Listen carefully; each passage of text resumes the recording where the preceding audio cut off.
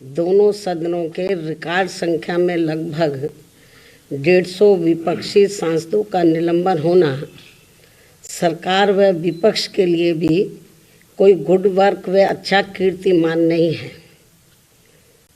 इसके लिए कसूरवार कोई भी हो, किंतु संसदीय इतिहास के लिए ये घटना अति दुखद, दुर्भाग्यपूर्ण व लोगों के विश्वास को आघात पहुंचाने वाला है। हमारे देश को आजाद हुए 76 साल हो गए, लेकिन कई चीजों में हमको अभी आजादी नहीं मिली। जैसे कि सरकारी दफ्तरों में दुश्वारियां, परेशानियां, बदइंतजामियां। हमने आजादी की जंग इसलिए लड़ी थी ताकि हमारी आने वाली पीढ़ियों की जिंदगी आसान हो सके, ना कि इसलिए कि वो जगह जगह पर सरकारी दफ्तरों में धक्के खाएं, परेशानियों का सामना करना पड़े। शहीद आजम सरदार भगत सिंह जी के सपनों को साकार करने के लिए पंजाब सरकार ने फैसला किया है कि पंजाब के लोगों को अब सरकारी दफ्तरों के चक्कर नहीं लगाने पड़ेंगे, बल्कि सरकारी दफ्तर खुद चल के लोगों के घर पर आएंगे। अब सरकारी दफ्तरों के चक्कर काटने की जरूरत नहीं, बस डायल करें 1076 और सरकारी सुविधाएं अपने घर पर ही पाएं।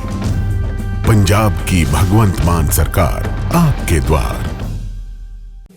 और इसी दौरान माननीय राज्यसभा सभापति का संसद परिसर में निलंबित सांसदों द्वारा मजाक उड़ाने का वीडियो वायरल होना भी अनुचित व अशोभनीय है। इस प्रकार से सरकार और विपक्ष के बीच जबरदस्त मतभेद, तनाव व टकराव वाली घटनाओं से देश के लोकतंत्र एवं संसदीय परंपराओं को शर्मसार होने से बचाना बहुत जरूरी है। साथ ही विपक्ष विहीन संसद में आम जन के हित से जुड़े, देश व आम जनहित से जुड़े अति महत्वपूर्ण विधेयकों का पारित होना भी ये अच्छी परंपरा नहीं है। और यहाँ विश्व के सबसे बड़े लोकतंत्र तथा परम पूज्य बाबा साहब डॉक्टर भीमराव अंबेडकर द्वारा निर्मित यहाँ पवित्र संविधान, संसद व अच्छी संसदीय परंपराओं को बचाने की जिम्मेवारी किसी भी एक की नहीं है, बल्कि सभी की है, और जिसे सभी को मिलकर निभाना चाहिए। इतना ही नहीं, बल्कि अभी हाल ही में संसद की सुरक्षा में जो सेंध लगाई गई है, ये भी कोई ठीक नहीं है। ये अति गंभीर व चिंतनीय भी है, और इस मामले में सभी को मिलकर संसद की सुरक्षा की तरफ विशेष ध्यान देना चाहिए। एक दूसरे पर आरोप प्रत्यारोप लगाने से काम नहीं चलेगा,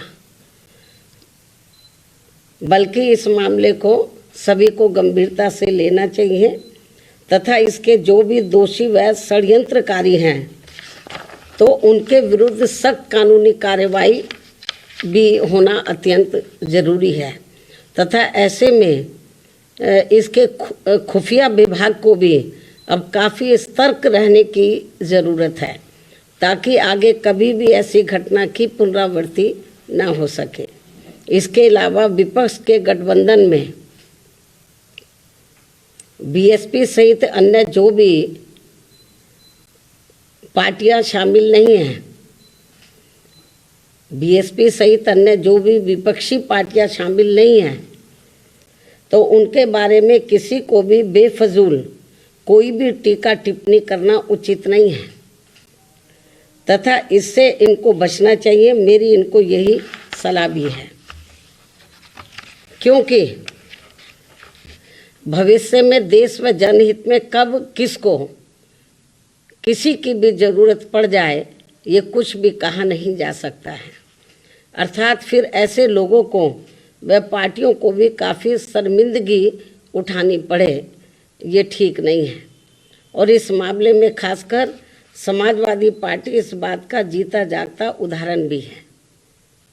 इसके अलावा यहाँ मैं ये भी कहना चाहूँगी कि हमारी पार्टी पूर्ण रूप से धर्मनिरपेक्ष पार्टी है और यहाँ अपने देश में विभिन्न धर्मों को मानने वाले लोग रहते हैं तथा उनके अपने अलग अलग से आस्था के अनेकों स्थल बने हैं, जिन सभी का हमारी पार्टी हमेशा सम्मान करती रही है और आगे भी करती रहेगी। इसी क्रम में यूपी के अयोध्या में नवनिर्मित राम मंदिर का जो अगले महीने उद्घाटन होने के लिए जा रहा है, तो उसका हमारी पार्टी को कोई भी ऐतराज़ नहीं है। और यहाँ अयोध्या में कोर्ट के आदेश पर सरकार द्वारा निर्धारित की गई जमीन पर जब भी मस्जिद का निर्माण होता है, तो तब उसके उद्घाटन का भी हमारी पार्टी कोई ऐतराज़ नहीं करेगी।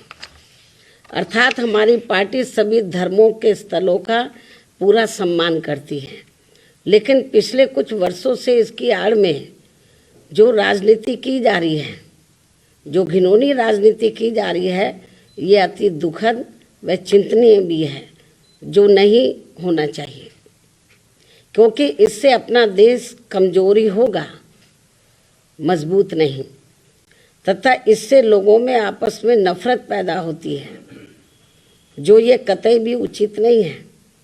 इस बात का भी सभी को पूरा ध्यान रखना चाहिए।